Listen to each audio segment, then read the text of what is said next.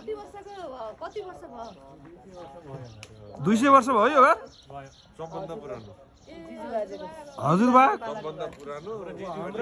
हाम्रा हजुरबाहरू बस्ने घर भनेपछि त यो हाम्रो हजुरबाको नि बाले बनाउनु घर भनेपछि त बा हजुरबा अझै जिजुबा भनेपछि 3 पुस्ता लगभग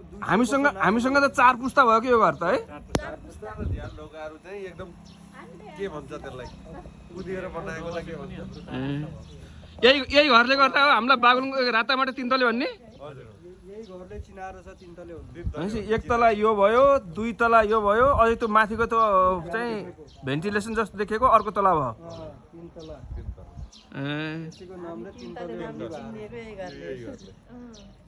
ल हाम्रो यो सब रातामाटे 3 तले खलक हुन् त्यसो भने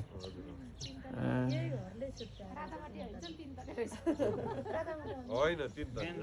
रातामाटा उता हामी 3 तले रातामाटा भनेको त उपाध्याय बाबुहरू छ